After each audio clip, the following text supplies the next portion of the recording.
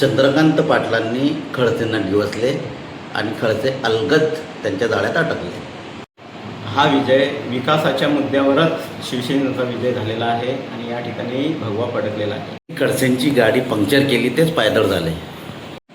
या परिवारात पाटलांनी गुंडगिरी आणि परिवारवादाचा जो मुद्दा आहे तो खोडून टाकला. भाजपाने रक्षा खडसेंना एकाकी पाडले. या निवडणुकीत चंद्रकांत पाटलांची रणनीती ही फळास आली. निवडणूक चिन्हावर झाली, त्याच्यामुळे पराभव भाजपाचाच गणला जाईल. मुक्ताईनगर नगरपंचायतची निवडणूक राज्याच्या राजकारणामध्ये अतिशय प्रभावशाली आणि सर्वगामी अशी ठरलेली आहे आणि या निवडणुकीमध्ये शिवसेनेच्या संजना चंद्रकांत पाटील यांनी विजय मिळवत भारतीय जनता पक्षाच्या उमेदवाराचा पराभव केला. हा पराभव अनेकांना जिव्हारी लागण्यासारखा आहे, तर संजना पाटील यांचा विजय अनेकांच्यासाठी भुवया उंचावणारा देखील आहे. यामुळे राजकारणाची नवीन नांदी या मुक्ताईनगर शहरामध्ये सुरू झालेली आहे, याबाबत दुमत नसावं.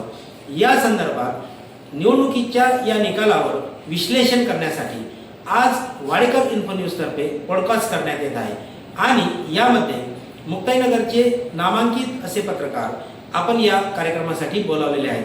आपण या ठिकाणी ज्येष्ठ पत्रकार शरद बोदडे हे आपल्यासोबत आहेत आणि त्याचबरोबर मुक्ताईनगरचे अतिशय नामांकित विद्वान असे गणले जाणारे लोकमतचे पत्रकार मतीनभाई शेख हे सुद्धा आज आपल्यासोबत आहेत. या दोघांसोबत आपण चर्चा करून या निवडणुकीच्या विश्लेषणासंदर्भात संपूर्ण उहापोह करणार आहे. या मुक्ताईनगरच्या राजकारणाच्या संदर्भात संपूर्ण उहापोह करणार आहे. तर सर्वप्रथम मी आजच्या या कार्यक्रमामध्ये जे आपले ज्येष्ठ असे पत्रकार विद्वान असे पत्रकार उपस्थित आहेत शरद भाऊ यांना विचारूया की शरद सर, ही जी निवडणूक झाली मुक्ताईनगर नगरपंचायतची, ही निवडणूक कशी झाली, या निवडणुकीकडे आपण कसे बघतात? आपण पाहतो सर की मुक्ताईनगर सुरुवातीपासून हा राजकीय गड किंवा बालेकिल्ला राहिलेला आहे. संपूर्ण जिल्ह्याचेच नव्हे तर संपूर्ण महाराष्ट्राचे या ठिकाणी लक्ष लागून आहे. अशा प्रकारे ही जी निवडणूक आहे त्यामुळे जो सृष्टीचा नियम आहे की बदल हा सृष्टीचा नियम आहे, तो या मुक्ताईनगर तालुक्यामध्ये सुद्धा किंवा मुक्ताईनगर नगरपंचायतमध्ये सुद्धा पाहायला आपल्याला मिळालेला आहे. गेल्या 30 वर्षापासून 30-35 वर्षापासून जे इथे दिग्गजांचं म्हणजे 13 खात्याचे मंत्री म्हणून ज्यांनी भूषवलेलं आहे, राजकारणातील अतिशय विद्वान असं व्यक्तिमत्व असलेलं एकनाथराव खडसे यांना धोबी पछाड या ठिकाणी आमदारकीच्या रूपानं चंद्रकांत पाटील यांनी दिलेली आहे. कुठल्याही प्रकारचा राजकीय वारसा नसताना त्यांनी या क्षेत्रामध्ये पदार्पण केलं आणि आमदारकी पदरात काढून घेतली. त्याचाच एक भाग म्हणून त्यांनी आता त्यांच्या मुलीला या वेळेस उभं केलं नगराध्यक्षपदासाठी. तर अशा वेळेस त्यांनी एकनाथराव खडसेंना वर टीका केली होती किंवा त्यांनी घराणेशाही म्हणजे चालवली आणि तोच किस्सा मग त्यांनी सुद्धा गिरवला. परंतु असे असताना सुद्धा त्यांची जी या 2-3 वर्षामध्ये किंवा मागच्या पंचवार्षिकमध्ये त्यांनी काही जी कामं लोकांची हाती घेतली आणि ते काही प्रमाणात म्हणजे पूर्ण म्हणता येणार नाही, परंतु चांगल्या पद्धतीने त्यांनी जी सोडवण्याचा प्रयत्न केलेला आहे. विशेषतः म्हणजे कोरोना काळामध्ये आरोग्य क्षेत्रामध्ये त्यांनी अतिशय चांगलं काम करून दाखवलेलं आहे आणि त्याचाच एक परिपाक म्हणून ही जी निवडणूक आहे ही निवडणुकीकडे सर्वांचे लक्ष लागून होते की आता काय होते. म्हणजेच की त्यांनी ही निवडणूक लढवली आणि त्याला मुक्ताईनगर वासियांनी अतिशय चांगला प्रतिसाद दिलेला आहे, आपण पाहतोय. तर ही निवडणूक अतिशय चुरशीची ठरली. वादग्रस्त आता आहे, त्याच्यामध्ये अनेक राडा झाला, अटीतटीची झाली ती अतिशय. परंतु हा जो ही जी निवडणूक आहे ती प्रस्थापितांना जमिनीवर आणणारी ठरलेली आहे आणि जे प्रतिस्पर्धी आहेत त्यांना स्वतःचं चिंतन करण्याची त्यांच्यावर वेळ आलेली आहे आणि त्यांनी ही वेळ यावी. तर हा जो पर्व आहे हे संजना पर्व या ठिकाणी आता सुरू झालेला आहे. हे अतिशय ऐतिहासिक आणि संवेदनशील अशी ही जी निवडणूक ठरलेली आहे. तर बोदडे सरांच्या मतानुसार प्रस्थापितांना हादरा देऊन सोडणारी ही निवडणूक ठरलेली आहे. अतिशय महत्त्वाचा मुद्दा त्यांनी मांडलेला आहे. या पुढचा प्रश्न मी ज्येष्ठ पत्रकार आपले मतीनभाई शेख यांना विचारेल की या निवडणुकीमध्ये जसं संजना पाटील आणि भावना ललित महाजन भारतीय जनता पक्षाचे उमेदवार व 17 नगरसेवक पदासाठी झालेली ही निवडणूक, या निवडणुकीमध्ये टर्निंग पॉईंट काय ठरला की जेणेकरून हा विजय किंवा पराभव झाला? मतीनभाई शेख यांना विचारेल. नमस्कार. निवडणूक एका अर्थाने एकनाथराव खडसे यांनी लढणार ही भूमिका सुरुवातीला घेतली होती. त्यांचे जे प्रमुख पाठबळकर्ते होते किंवा त्यांचा एक विशिष्ट पकड ज्या ठिकाणी होती त्यांनी अचानक माघार घेतली, पलटी मारली. त्याच्यामुळे खडसेंच्या हातून नगरपंचायतीची निवडणूक सुटली.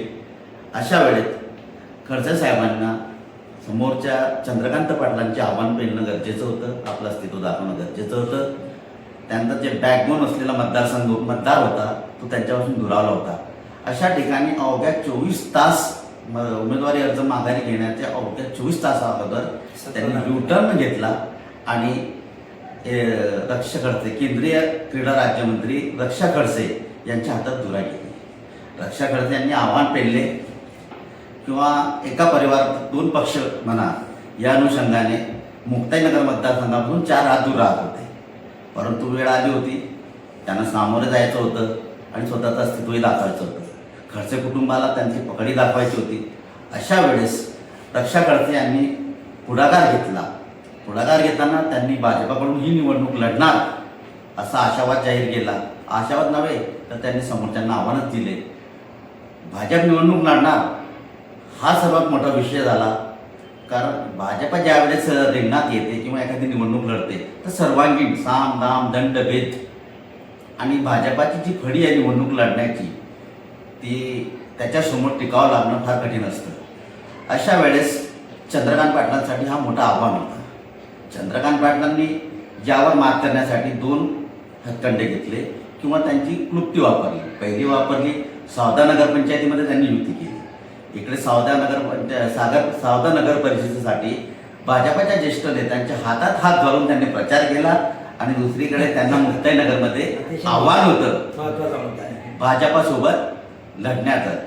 मैत्रीपूर्ण लढत होती याच्यात दुमत नाही, पण या मैत्रीपूर्ण लढतीमध्ये भाजपाच्या कॅडरला निवडणुकीपासून दूर ठेवणं हे चंद्रकांत पाटलांना फार मोठं आव्हान होतं आणि त्यांनी कौशल्याने कसबीने हे हाताळलं. ते हाताळलं कसं? चंद्रकांत पाटलांच्या प्रत्येक राजकारणाचं किंवा निवडणुकीचं यश हे आहे की खडसेंचा विरोध. जोपर्यंत खडसेंचा विरोध समोर येणार नाही तोपर्यंत चंद्रकांत पाटलांचे मार्जिन वाढणार नाही. त्या अनुषंगाने खडसे निवडणुकीपासून दूर राहत होते. रक्षा खडसे समोर होते फ्रंट फूटला. अशा वेळेस त्यांना एकनाथ खडसेंना फ्रंट फूटवर आणणं गरजेचं होतं. कारण जोपर्यंत भाजपा आणि शिवसेना ही लढत दर्शवली त्यांना आव्हानात्मक होती, त्यापेक्षा खडसे विरुद्ध शिवसेना किंवा खडसे विरुद्ध पाटील हे चित्र त्यांना जनतेसमोर मतदारांसमोर उभं करायचं होतं. आणि त्यात ते पहिले यशस्वी कुठे ठरलं माहीत आहे? त्याच्यामध्ये यशस्वी ठरले त्यांनी एकनाथराव खडसेंवर बोचरी टीका केली की हे पूर्ण कुटुंब समोर येत आहे. टीका केली. तिकडे खडसेंचा स्वभाव त्यांना माहीत होता. खडसे प्रतिसाद आणि प्रतिक्रिया देण्यात उत्सुक असतात आणि ते आतापर्यंत त्यांच्या राजकारणाचा हाच मुद्दा राहिला आहे की ते कधीही कोणत्याही प्रश्नांना सामोरं जातात. चंद्रकांत पाटलांनी हळूच त्यांना डिवसलं आणि खडसे समोर आले की माझा कुटुंबवर ही बाब आली आहे, मी समोर येतो. ऐन निवडणुकीच्या 3 दिवसाच्या आत त्यांनी प्रचाराला सुरुवात केली. मुद्दा कळीचा चंद्रकांत पाटलांना गवसला तो असा की त्यांनी ते लोकांचं मन मांडलं की एकनाथराव खडसे समोर आले आहेत आणि त्यांनी भाजपाच्या कॅडरमध्ये बिंबवलं की हे तुमची निवडणूक नाही, हे खडसे परिवार विरुद्ध मी आहे. मग त्याचा फायदा त्यांनी पहिला उचलला. हा त्या निवडणुकीचा पहिला टर्निंग पॉईंट झाला.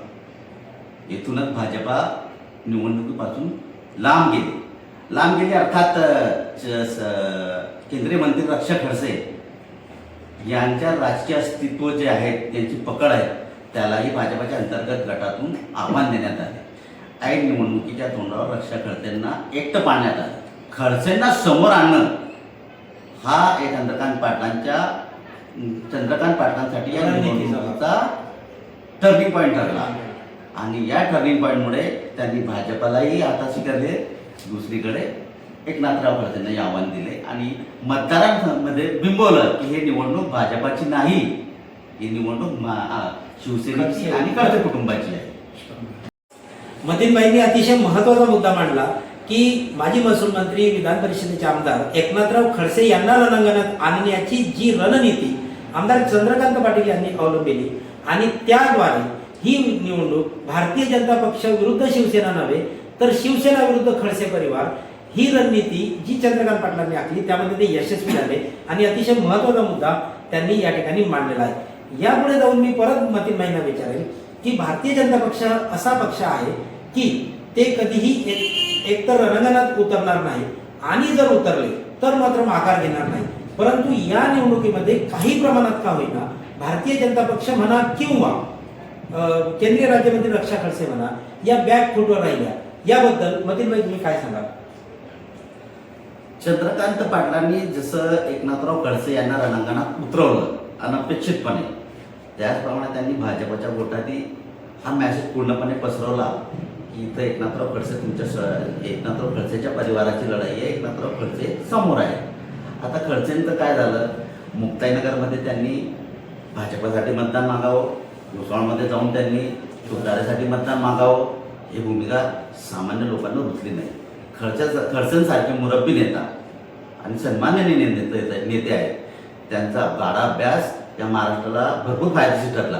परंतु त्यांचे गुण आणि त्यांची नस चंद्रकांत पाटलांनी सापडली. त्यांनी दरवेळेस एकनाथराव खडसेंच्या राजकारणाच्या पावलावर पाऊल टाकून एकनाथराव खडसेंना आव्हान दिलेलं आहे.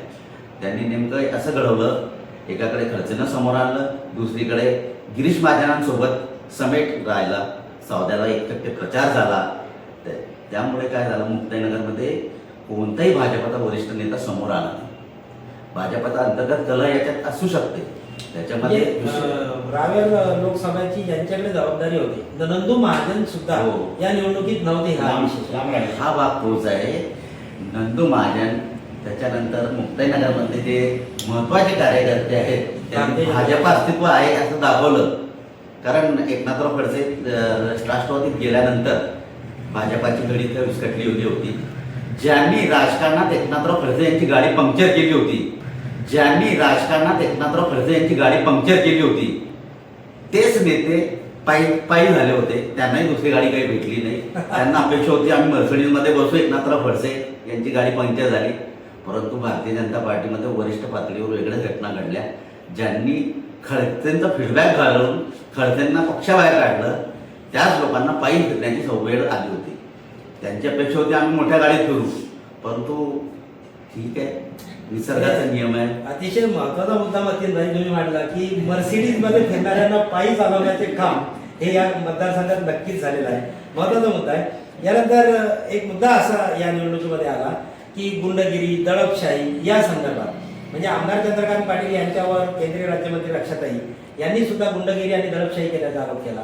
त्याचबरोबर नाथाभाऊंनी सुद्धा आमदार चंद्रकांत पाटील यांच्यावर तोंडसुख या बाबतीत घेतला. त्याच जोडीला आमदार चंद्रकांत पाटील यांनी सुद्धा या मतदारसंघातील सगळ्यात मोठा चोर कोण आहे हे सगळ्यांना माहीत आहे असे सांगून एकामेकांवर दहशतीचे आणि गुंडगिरीचे आरोप केले. तर या आरोपांकडे किंवा या निवडणुकीमध्ये या आरोपांचं महत्व म्हणून तुम्ही काय बघाल? मी शरद भाऊंना विचारतो. म्हणतं की निवडणुकीमध्ये एकमेकांवर तोंडसुख घेतलेला आहे आणि एकमेकांवर आरोप प्रत्यारोप केलेले आहे. परंतु राजकारणामध्ये या सर्व गोष्टी चालू असतात. साम दाम दंडभेद या सर्वांचा आणि रणनीती या ठिकाणी आखली गेली. आपल्याला माहिती आहे की एकनाथराव खडसेंनी आता मतीन भाईंनी सांगितलं की अतिशय चांगली गुगली टाकली होती. त्यांनी कोणत्याच प्रकारचा याच्यामध्ये भाग न घेण्याचं सांगितलं होतं, परंतु त्यांनी अप्रत्यक्षरित्या नव्हे तर प्रत्यक्षरित्या भाजपाला याच्यामध्ये मदत केलेली. एका बाजूला रक्षा खडसे बीजेपीच्या केंद्रीय राज्यमंत्री असताना त्यांना राष्ट्रवादीचे जे ज्येष्ठ नेते आहेत एकनाथराव खडसे यांची साथ मिळाली होती आणि अशा वेळेस भूमिका बदलत वेळोवेळी आमदार एकनाथराव खडसे यांची जी भूमिका या ठिकाणी बदलत गेलेली आहे. त्यालाच ही एकत्र असताना सुद्धा मतीन भाईंनी सांगितलं की एकीकडे सर्व दोघांचा जे राजकारणाचे जे अनुभव आहे तो अनुभवाचा फायदा आता बीजेपीला होणार असं वाटत होतं. परंतु दुसरीकडे आमदार चंद्रकांत पाटील यांना राजकीय क्षेत्रातला अतिशय कमी अनुभव असताना सुद्धा त्यांनी ही खेळी चांगल्या पद्धतीने खेळली आणि एकनाथराव खडसे यांच्या गुगलीवर त्यांनी म्हणजे सिक्सर लगावला. चांगल्या पद्धतीने खेळली आणि एकनाथराव खडसे यांच्या गुगलीवर त्यांनी म्हणजे सिक्सर लगावला. तर असे असताना आपण पाहतोय की आरोप प्रत्यारोप दोघांनी केलेले आहे, परंतु जनतेने मात्र त्यांच्या या या आरोपांना त्यांनी बरोबर उत्तर दिलेलं आहे आणि त्यांनी जनतेचा कौल चांगला दिलेला आहे. त्यामुळे आपण ह्या जनतेला मला एका वाटतं अर्थाने आमदारांवर केलेले आरोप नाकारले. दुसरी गोष्ट, जनतेला या ठिकाणी अनेक वर्षापासून जो विकास व्हायला पाहिजे होता तो झालेला नाही. त्यामुळे जनतेला एक अपेक्षा आहे किंवा नौखा आहे, नवीन एक मुलगी आहे, ही सुद्धा काहीतरी कायापालट करेल आणि म्हणूनच त्यांनी हा जनतेने कौल दिलेला आहे असं मला वाटतंय. बरोबर आहे, अतिशय महत्वाचा मुद्दा आहे. सरांनी सांगितलं की जसा जनतेचा कौल जो आहे तो एका या निवडणुकीमध्ये मतीनबाई शेख यांनी आज एक लोकमतला वार्तापत्र छापलेलं आहे आणि त्याच्यामध्ये त्यांनी सोशल इंजिनिअरिंग हा एक शब्द प्रयोग केलेला आहे. मला आठवतं की सुश्रीबाईंजी मायावतीजी यांनी उत्तर प्रदेशमध्ये सोशल इंजिनिअरिंग करून त्यांचं बहुमताचं सरकार आणलेलं होतं. तर सोशल इंजिनिअरिंग या मुक्ताईनगर शहरामध्ये मतीनबाई कशा प्रकारे आमदार चंद्रकांत पाटील यांनी राबवलं आणि यामध्ये भारतीय जनता पक्ष पुढे कमी पडला याबद्दल तुम्ही काय सांगा? मगाशी मी सांगितलं होतं की खडसेंची गाडी पंक्चर करून पायी झालेले जे होते मुख्य सूत्रधार, त्यांना आता वेळ होती की दुसऱ्या कोणत्या तरी गाडीत आपण बसावं आणि आपलं परत अस्तित्व निर्माण करावं. त्या अनुषंगाने भाजपाची लढत त्यांना महत्त्वाची होती. परंतु चंद्रकांत पाटील यांनी काय केलं, एक सोशल इंजिनिअरिंगचा प्रयोग केला. विधानसभेत जे मुस्लिम मतदार त्यांच्या बाजूला नव्हते, त्यांच्यापासून दूर गेले होते, त्यांना त्यांनी हळुवारपणे अलगदपणे अंगावर केलं. त्याच्यात सर्वात महत्त्वाचा वाटा आहे तो अफसर खानचा.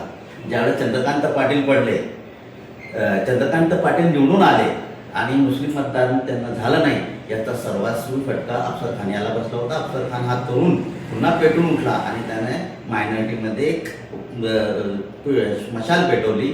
मशाल म्हणण्यापेक्षा कमान दाखवला आणि मुस्लिम मतं चंद्रकांत पाटलांच्या बाजूने केली. मुस्लिम मतदार चंद्रकांत पाटील. यामध्ये 4 मुस्लिमांमध्ये सुद्धा 4 जाती वेगवेगळ्या त्या एकत्रित केल्या मला वाटतं. सोशल इंजिनिअरिंग मध्ये चंद्रकांत पाटील यांनी उमेदवारी देताना नगराध्यक्ष पदासाठी मराठा उमेदवार, त्याच्यानंतर खाली जे नगरसेवक आहेत 17 नगरसेवक आहेत, त्याच्यामध्ये प्रत्येक समाजाला त्यांनी प्रतिनिधित्व देण्याचा परिपूर्ण प्रयत्न केला. अच्छा, याच्यात मुस्लिम समाजामध्येही ओबीसी आहेत, त्याच्यामध्ये खाटीक येतात, कुरेशी येतात, पिंजारी येतात, तर त्याच्याही त्यांनी सोशल इंजिनिअरिंगचा फॉर्म्युला अवलंबला. मुस्लिम उमेदवार देताना त्याच्यामध्ये त्यांनी कुरेशा, त्याच्यामध्येही त्यांनी आणखी जे आहेत ते उमेदवार दिलेत.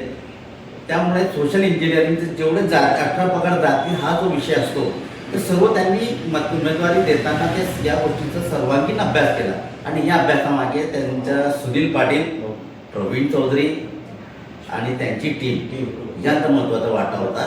कारण प्रत्येक वेळेस त्यांनी दर्शवून दाखवलं, प्रत्येक उमेदवाराची भूमिका त्यांनी तिथं मांडली आणि त्यानंतर ते सोशल इंजिनिअरिंग यशस्वी झाली या खालच्या कार्यकर्त्यांमुळे. म्हणजे माझं तर या ठिकाणी असं ऑब्झर्वेशन आहे की, आणि मतीनबाईंचं ऑब्झर्वेशन आहे की मुस्लिम समाजाच्या एकूण मतांपैकी 3,569 मतं हे संजना पाटील यांना मिळाले आहे, बरोबर आहे? हो. आणि जवळपास 2300 मतं हे फक्त भावना ललित महाजन यांना मिळालेले आहे.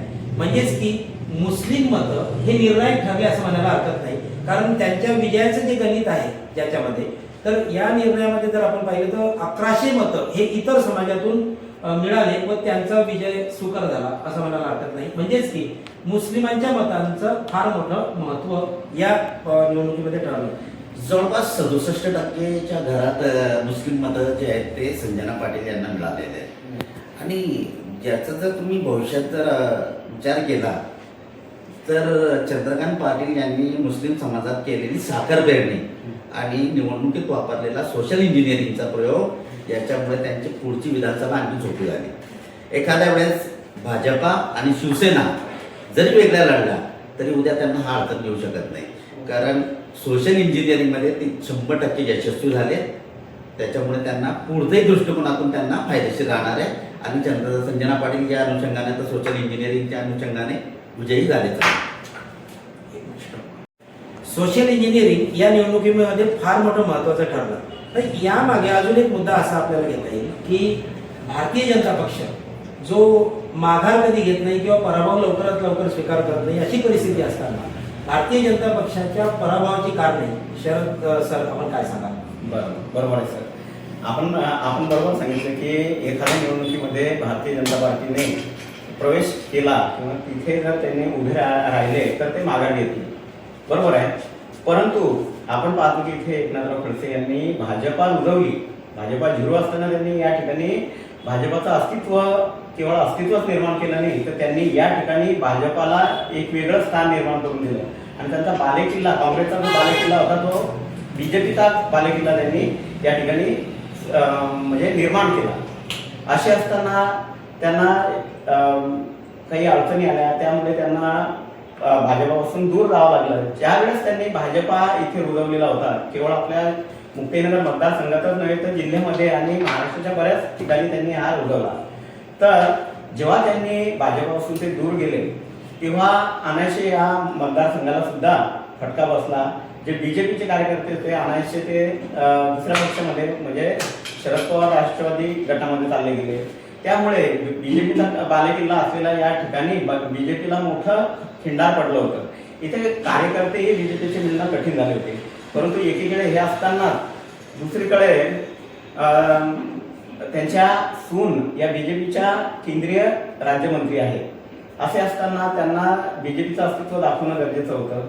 या ठिकाणी एकनाथराव खडसे यांनी जे युटर्न घेतलं किंवा जे त्यांनी गुगली टाकली की आम्हाला या शहरामध्ये जास्त मतदान नाही असं सांगितलं होतं त्यांनी. आणि त्यामुळे ते कारण दाखवत त्यांनी या ठिकाणी नगरपालिकेला त्यांचे काही राष्ट्रवादी म्हणजेच की खडसे साहेबांच्या एंट्रीमुळे भाजपचा पराभव होण्यासाठी एक कारण ठरलं. या कारण काय कारण सांगा? दुसरं एक कारण असं ठरलं की रक्षा खडसे यांनी कमी कालावधीमध्ये त्यांनी ही जबाबदारी सांभाळली. त्यांना जो वेळ पाहिजे होता तो कमी वेळ मिळाला. आघाडीच्या शेवटचे एक दिवस आधीच त्यांना वेळ मिळाला. अवघ्या 24 तास. अवघ्या 24 तास हे कारण आहे. दुसरी गोष्ट म्हणजे बीजेपीची जी फळी आहे, जशी शिवसेनेकडे तरुणांची फळी आहे, म्हणजे कार्यकर्त्यांचा आहे, हा आहे किंवा मग सुनील पाटील आहेत, यांची जी फळी आहे, असर खान असे जे कार्यकर्ते आहेत त्यांची जी फळी आहे तशी फळी या ठिकाणी निर्माण करता आली नाही. आणि तिसरी एक महत्वाची गोष्ट अशी आहे की या ठिकाणी जे नियोजन करण्यासाठी वेळ पाहिजे होता तो वेळ यांना मिळू शकला नाही. तर अशा प्रकारे आणि राष्ट्रवादी आणि म्हणजे कार्यकर्त्यांमध्ये काय, जे कार्यकर्ते राष्ट्रवादीचे होते त्यांनी किंवा बीजेपीला मतदान करायचं का, किंवा बीजेपीचे जे आणि प्रचारासाठी पक्षश्रेष्ठी जे होते बीजेपीचे त्यांनी या ठिकाणी पाठ फिरवली. फक्त या ठिकाणी मुंडे ज्या होत्या त्या मुंडे या ठिकाणी प्रचारासाठी आल्या. त्यामुळे जे जुने बीजेपी कार्यकर्ते होते त्या ठिकाणी त्यांनी 2-3 असं मला वाटतं. त्यामुळे भारतीय यामुळे भारतीय जनता पक्षाचा पराभव होऊ शकला. कारण त्यांनी जे मुद्दे मांडले अतिशय महत्वाचे आहे. कार्यकर्त्यांची फळी नाही, त्यावेळेला त्यांच्याकडे वेळ मिळाला नाही, ज्येष्ठ नेत्यांनी देखील पाठ फिरवली असे वेगवेगळे मुद्दे आहेत. आणि त्यातल्या त्यात ह्या मुद्द्यानंतर हाही मुद्दा नक्की येतो मधील महिला मी विचारेन की भाजपचा पराभव झाला, सरांनी कारणे सांगितले, शिवसेनेच्या विजयाची कारणे काय सांगावं? शिवसेनेच्या विजयाच्या कारणांमध्ये सर्वात महत्वाचा की चंद्रकांत पाटील यांनी वेळोवेळी जाणीवपूर्वक खडसेंना डिवसलं. खडसेंना डिवसणं, खडसे भाजपची लढाई खडसेच्या नावानं पुढे आणणे, खडसे कुटुंबाविरुद्ध शिवसेना हा विषय लोकांमध्ये रुजवणं, मतदारांपर्यंत पोहोचवणं, त्याच्यानंतर त्यांच्याकडे प्रभागनिहाय सुंदर प्रकारे जसं भाजपाचे 1 फूट 10 यूथ आहे त्याप्रमाणे त्यांची प्रभागात कार्यकर्त्यांची फळी फार मोठी आहे. आणि त्यांचे जे कार्यकर्ते आहेत ते पडद्यामागचे कार्यकर्ते आहेत. त्या निवडणुकीच्या अनुषंगाने त्यांचा अभ्यास चांगला होता. त्यांनी उमेदवारांची चाचपणी करताना त्यांचा सहारा घेतला. त्याच्यानंतर त्यांनी सर्वे करून बघितले. या सर्व गोष्टीमध्ये त्यांना जिथं जिथं कमीपणा किंवा त्यांची कमतरता दिसली ते त्यांनी उणिवा भरून काढल्या. सर्व समाजाला त्यांनी एकत्र केलं. ह्या सर्व बाबींचा सर्वांगीण त्यांना फायदा झाला. दुसरीकडे भाजपाला अपयश येण्याचे कारण काय, रक्षा खडसेंकडे वगैरे 24 तास होते फक्त. 24 तासाचं दुसरं असं की एका कुटुंबात 2 पक्ष असल्यामुळे ते अंतर्गत कल वगैरे असं लोक म्हणतात. लोकांना परिवार आहे. त्यानंतर काही उमेदवार हे अक्षरशः राष्ट्रवादीचे होते. बीजेपीला खडसेंनी जर गुगली टाकली अचानकपणे तर ती गुगली त्यांच्या ठेवली. ते या अनुषंगाने की इकडे रक्षा खडसे मतदारसंघापासून दूर होते. बरोबर. अचानक रक्षा खडसे मतदारसंघात आले, गावापासून तर रक्षा खडसे दूर होत्या. बरोबर. मला तर वाटतं प्रतिभाताई ज्याप्रमाणे राजकारण करत होत्या तसे त्याप्रमाणे राजकारण करीत आहे. कोणाला जास्त जवळी नको, कोणाला जास्त दूरी नको, कोणाच्या समस्या नको, कोणाचा विरोधी नको. रक्षाताई वारंवार म्हणजे संपर्कात जसं पाहिजे तसे संपर्क परंतु नाही. बरोबर. ठीक आहे, आतापर्यंत कौटुंबिक पार्श्वभूमी राजकारणाची होती, त्यामुळे मतदारसंघात त्यांना हे गोष्टी फावल्या. आता जर खांद्यावर त्यांची जबाबदारी आली तर त्यांना इथं स्वतः लोकांमध्ये संपर्क साधावा लागेल. त्यांच्या प्रत्येकाला सुखदुःखात सामील व्हावं लागेल. कार्यकर्त्यांची पडी उभारावी उभारावी लागेल. लागेल. केंद्रीय मंत्री आहेत, त्यांच्यासोबत दगाफटका झाला असं लोक म्हणतात. भाजपाच्या अंतर्गतच दगाफटका झाला का म्हणतात. भाजपाच्या अंतर्गतच दगाफटका झाला, कारण सर्वांनी पाठ फिरवली. एकतर रक्षा खडसेंच्या अंगावर भार फोडून दिलं. ही गोष्ट तर हे तर जग जाहीर आहे. रक्षाताई एकट्या पडल्या याच्यात प्रचार. मुंडे मुंडे वगळता. पंकजा मुंडे जे इथं आले तर ते मला नाही वाटत ते पक्षाच्या रणनीतीतून आले. त्यांचे कौटुंबिक कारणाने आणि कौटुंबिक वैयक्तिक संबंध असल्यामुळे. वैयक्तिक संबंधामुळे एकमेव आले. दुसरी गोष्ट एक माझ्या लक्षात आली सुरुवातीला की पहिले यांची जेव्हा युती संदर्भात बोलणी सुरू होती, युती संदर्भातच्या जागांची, त्याच्यामध्ये आकडा वेगळा होता. आणि ज्यावेळेस भाजपाच्या कार्यालयाचं उद्घाटन केलं त्यावेळेस एका ज्येष्ठ नेत्याने किंवा एका मंत्र्याने तो आकडा वेगळा सांगितला. त्याच्यामुळे पहिली शंकेची बात सुटली की इथं भाजपाचा गेम होईल. बरोबर. आणि झालाच. बरोबर. या अनुषंगाने काय वेळेचा अभाव रक्षा खडसेंना होता. रक्षा खडसे ऍक्टिव्ह आहेत, नॉर्थ ईस्ट मध्ये जबाबदारी सांभाळतायत, संघाच्या जवळच्या गणल्या जातात, वरती त्यांचं चांगलं आहे. हे जरी असलं तरी आता त्यांना मतदारसंघाची नाळ दुरवणं गरजेचं आहे. लोकसभा नव्हे, मुक्ताईनगर विधानसभा आणि खास करून आता शहरात त्यांना पडी तयार करावी लागेल. राजकारण करायचं असेल तर आता प्रत्येकाला सोबत घेऊन करावं लागेल, प्रत्येकाच्या सुखदुःखात सामील व्हावं लागेल. म्हणजेच की एक वेगळा मुद्दा मतीनबाईंनी मांडला की या ठिकाणी रक्षा खडसेंची भूमिका या मतदारसंघासाठी नव्हे तर या शहरासाठी सुद्धा तितकीच महत्वाची आहे जितकी ते रावेर लोकसभेसाठी आहे. त्यांना कार्यकर्त्यांची फळी उभं करणं आणि वेगवेगळे कामांचं नियोजन करणं हे सगळं अतिशय महत्वाचं ठरणार आहे. अतिशय मोलाचा सल्ला हा मी या ठिकाणी मी रक्षाताईंसाठी मानेल. या निवडणुकीमध्ये मी अजून एक गोष्ट रक्षाताईंबद्दल सांगेल की रक्षाताईंनी खरोखर म्हणजे त्यांच्या मला वाटतं पहिल्या निवडणुकीपासून तर आजपर्यंत एकही निवडणूक लढली नव्हती असं माझं मत आहे. ती निवडणूक कार्यकर्ते लढत असतील, मोदीजींच्या नावावर लढली जात असेल किंवा नाथाभाऊंच्या नावाने लढली जात असेल, पण ही निवडणूक पराभव झाला असेल काही हरकत नाही, मान्य आहे, पण स्वतः हिमतीने लढली हे मात्र गोष्ट रक्षाताईंबाबत सत्य आहे. हे आणि प्रत्येकाला म्हणजे शिवसेनेलाही मान्य करावं लागेल आणि भाजपाच्या जे अंतर्गत विरोधक असतील त्यांनाही मान्य करावं लागेल. आता या बाबतीत मी आता दोघांना माझा एक प्रश्न, माझा एक शेवटचा प्रश्नाकडे वळतो आणि प्रश्न अतिशय महत्वाचा आहे. ही जी निवडणूक आहे ही शिवसेना विरुद्ध भारतीय जनता पक्ष नव्हे, शिवसेना विरुद्ध खडसे परिवार अशी गणली गेली किंवा तशी प्लॅनिंग केली गेली आणि ते प्लॅनिंग रुजवण्यामध्ये मतीनबाईंनी सांगितलं की आमदार चंद्रकांत पाटील यशस्वी झाले. तर हा पराभव नेमका कोणाचा? शरद सर एका शब्दात, परिवाराचा की भाजपाचा? हा नियोजन जे आहे त्या नियोजनाचा हा खेळ आहे. याच्यामध्ये मला असं वाटतं की एका शब्दात उत्तर पाहिजे की परिवाराचा पराभव की भारतीय जनता पक्ष पक्ष असतो, परिवार दुय्यम असतो.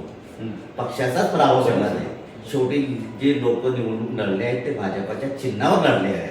त्यामुळे परिवार जरी चंद्रकांत पाटील समोर आणलं, परिवार म्हणजे खडसे परिवार विरुद्ध शिवसेना असं जरी चंद्रकांत पाटील यांनी समोर आणलं तरी कागदावर तो भारतीय जनता पार्टीचा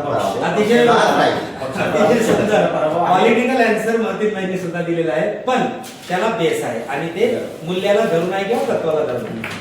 तर मित्रांनो, वाडेकर मध्ये आज आपण हा मुद्दा घेतला. तर या मुद्द्यांमध्ये एक शेवटचा मुद्दा आपण सांगितला की आता संजना पाटील या निवडून आलेल्या आहेत. अतिशय तरुण वयामध्ये, कमी वयामध्ये त्यांच्या खांद्यावर जबाबदारी पडलेली आहे.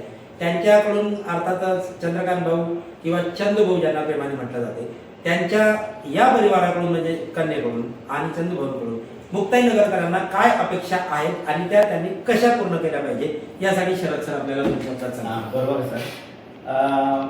आपला मुक्ताईनगर जो पूर्वीचा हैदराबाद आणि आताचा मुक्ताईनगर जो आहे तालुका, त्यामध्ये जवळजवळ 70-80% हा पुनर्वसनचा भाग आहे. या ठिकाणी पुनर्वसन झाल्यानंतर कोणत्याच प्रकारचा रोजगाराच्या संध्या उपलब्ध होऊ शकलेल्या नाही. तर हा नेमका मुद्दा उचलून आमदार चंद्रकांत पाटील यांनी आमदारकीची निवडणूक ही त्यांच्या पदरात काढून घेतली होती आणि तोच मुद्दा पुढे करून आता रोजगाराच्या समस्या ते सोडणार आहेत, ते कॉम्प्लेक्स बांधणार आहेत. या ठिकाणी त्यांनी आश्वासन दिलं आहे. त्यासोबतच त्यांनी शुद्ध पाणी देण्याचं इथे सांगितलेलं आहे, आश्वासन दिलेलं आहे. गटारी रस्ते जे आहेत या ठिकाणी त्यांनी ते द्यावं. बेसिक मूलभूत ज्या गरजा आहेत, आरोग्याच्या सुविधा आहेत, त्यांनी या ठिकाणी द्यायला पाहिजे. जे तरुण मंडळी आहेत, जे बेरोजगार आहे, व्यसनाधीनता झालेली आहे, त्यांना रोजगार उपलब्ध करून देण्याची मोठी मागणी या ठिकाणी आहे. आणि सर्व जे समाजातील या निवडणुकीमध्ये त्यांनी दिलेलं जे प्रतिनिधित्व आहे ते खरोखरच वाखाणण्यासारखं आहे. पण अशाच त्यांना प्रत्येकाला त्यांनी रोजगाराच्या संधी उपलब्ध करून दिल्या. शिक्षणाची संधी, शिक्षण क्षेत्र जे आहे, एकनाथराव खडसेंनी त्यांच्या कार्यकालामध्ये ज्या मोठ्या शैक्षणिक संस्था आणल्या किंवा जे कृषी महाविद्यालय आणलं, आरोग्य उपजिल्हा रुग्णालय आणलं, त्याप्रमाणे आमदार चंद्रकांत पाटील सत्तेत असल्यामुळे ते या ठिकाणी मोठा निधी उपलब्ध करून देतील अशी एक अपेक्षा या मुक्ताईनगरवासियांना आहे. त्यामुळे त्यांची जे मुलगी, त्यांची कन्या संजना पाटील या ठिकाणी नगराध्यक्ष या मुक्ताईनगरवासियांनी तिला विराजमान केलेला आहे. हीच अपेक्षा या मुक्ताईनगरवासियांची आहे की मुक्ताईनगर हे आदर्श, जसं बारामतीमध्ये आदर्श त्यांचा मतदारसंघ आहे, तसा मुक्ताईनगर शहर हे आदर्श व्हावं अशी एक अपेक्षा आहे. फार मोठा त्याला संधी चांगली आहे, कारण उपमुख्यमंत्री शिंदे साहेब यांचे लाडके चंद्रकांत पाटील बरोबर आणि नगरविकास खातं त्यांच्याकडे आहे. तर चंद्रकांत पाटील यांनी कसब दाखवून आणि संजना तरुणी आहे, अभ्यासू आहे. कारण त्यांच्या शपथपत्रात मी वाचलं होतं, तुम्ही गावाचा विकास करताना टेक्नोसेवी म्हणजे त्यांचा एक जो मला दिसलं होतं त्यांच्या जे मांडणीतून, ते टेक्नोसेवी आहेत, त्या तंत्रज्ञानाचा उपयोग करतायत. त्यांचं म्हणणं असं आहे की म्हणजे निवडणुकीच्या उमेदवारी अर्जात पण वाचलं होतं त्यांचं प्रतिज्ञापत्र. त्याच्यामध्ये त्यांनी अभ्यास करायचा सांगितलं होतं. लोकसंख्या, विज्ञान, पर्यावरण आणि मूलभूत सुविधा याच्या बाबतीत ते आढावा घेतील आणि टेक्नोसेवी किंवा त्याच्यावर तांत्रिक दृष्ट्या उपाययोजना करून शहराचा विकास साधेल असं दिसलं. मुक्ताईनगर शहर हे सध्या टपरीयुक्त जे शहर म्हणून आज जी ओळख आहे, तर त्याचा विकास झाला पाहिजे. या निमित्ताने एक महत्वाचं आहे की चंद्रकांत पाटील यांनी टपरीमुक्त बोलले होते. त्यांना आठवण करून द्यावं वाटतंय. आमदार साहेबांना एक आठवण करून द्यावं वाटतंय की टपरीमुक्त शहर करायचं आहे, पण त्याचं रोजगार जायला नको. आमदार साहेबांना एक आठवण करून द्यावं वाटतंय की टपरीमुक्त शहर करायचं आहे, पण त्याचं रोजगार जायला नको. बरोबर, हातावरचे रोजगारवाले लोक आहेत. याच अतिक्रमण आणि याच रोजगारावर गेल्या 40 वर्षापासून राजकारण चालू आहे. त्यांच्या पोटावर इतक्यांदा लाथा मारल्या गेल्या तरी ते उभे राहिले. आमदार साहेबांना विनंती आहे, दुसरीकडे अभ्यासू नेते एकनाथराव खडसे यांनाही विनंती आहे, हे टपऱ्या जरी तुम्हाला दिसत असले तर त्यांना रोजगार लावा किंवा त्यांची अशी काहीतरी व्यवस्था करा की त्यांचा रोजगार जायला नाही पाहिजे. कारण निकालानंतर मी बघितलं त्या चौकुलीवर अनेक लोकांचा किंवा आमदारी काही मार्गी लावून द्या. उपजीविकेचा मुद्दा वारंवार आम्ही या वृत्तपत्रांच्या माध्यमातून, प्रिंट मीडियाच्या माध्यमातून आम्ही हेच जनतेची जी मागणी आहे की टपरीयुक्त जे आहे मुक्ताईनगर शहरात टपरीमुक्त झालं पाहिजे, परंतु त्यांना कायमस्वरूपी या ठिकाणी संधी आणि रोजगार उपलब्ध करून दिला गेला पाहिजे. आपण पाहतोय की या ठिकाणी रिक्षा चालक जास्त झालेले आहेत आणि रोजगार नसल्यामुळे मुलं व्यसनाधीनतेकडे जास्त वळत आहेत. तर याला आळा बसवण्यासाठी आणि एक सुंदर शहर आणि विकसित शहर निर्माण करण्यासाठी आमदार साहेबांनी आणि संजनाताईंनी या ठिकाणी प्रयत्न करावा अशी आमची अपेक्षा आहे. अतिशय चांगले मुद्दे शरद सरांनी आणि मतीन भाई यांनी मांडले की एकच सांगायचं आहे की माझा मतदारसंघ भाग्यशाली आहे. यांच्यासारखा तज्ञ माणूस, त्यांचा अभ्यास इतका दांडगा आहे. तुम्ही संगीत क्षेत्रापासून सांगितलं तर अर्थकारणापर्यंत महाराष्ट्राच्या प्रत्येक विभागाचा त्यांना दांडगा अभ्यास आहे. असं एक अभ्यासू व्यक्तिमत्व आहे. दुसरीकडे या दांडग्या व्यक्तिमत्वाच्या पावलावर पाऊल टाकून यशस्वीची गाथा बनवणारा चंद्रकांत पाटील हेही आता मुरब्बी झालेले आहेत बरोबर. आणि अर्थातच रक्षा खडसे केंद्रीय मंत्री आहेत. या सर्व बाजूने आपल्याला संधी आहे. राजकारण एकाकडे राहू द्या, परंतु मुक्ताईनगरच्या विकासासाठी एक होऊया. निवडणूक संपलेली आहे, आता हे वाद दूर होऊ द्या. विधानसभेत बघू आता आणखी चांगल्या धोरणानं समोर आल्या तर आम्हालाही आनंद होईल. फार मजा येईल. ठीक. त्यांनी सर्व समोर यावं. मुक्ताईनगर शहराचं जे वातावरण तर हे होते आपल्या सोबत ज्येष्ठ पत्रकार शरद भाऊ बोदळे, ज्येष्ठ पत्रकार मतीन भाई शेख. आजच्या चर्चेमधले जे महत्त्वाचे मुद्दे होते त्या मुद्द्यांद्वारे सोशल इंजिनिअरिंग असेल, विकासाचा मुद्दा असेल, पराभवाची कारणे असतील, विजयाची कारणे असतील, यासोबतच एकनाथराव खडसे यांची भूमिका असेल, चंद्रकांत पाटील यांची रणनीती असेल, या सर्व गोष्टींवर आज आपण उहापोह केलेला आहे.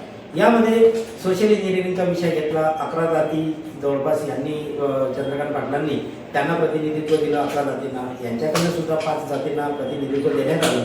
या सगळ्या घडामोडीच्या पार्श्वभूमीवर ही जी निवडणूक झाली आणि त्यात संजना चंद्रकांत पाटील यांचा भरघोस मताने विजय झाला. तर असा हा विजय, तो विजय मुक्ताईनगर वासियांच्या दृष्टिकोनातून सत्कारने लागला पाहिजे, त्यांच्या विकासाच्या दृष्टिकोनातून सत्कारने लागला पाहिजे. सर्वसामान्य नागरिकांपासून तर सर्व ज्येष्ठ नागरिकांपर्यंत सर्वांनाच या ठिकाणी आनंदाचा व सुखाचा क्षण संजना पाटील यांच्या मार्फत आपल्याला मिळाला पाहिजे अशी अपेक्षा व्यक्त करायला हरकत नाही. धन्यवाद. वाडेकर इन्फॉर्मेशनशी बोलल्याबद्दल शरद सर आणि मतीन भाई यांचं धन्यवाद. थँक्यू.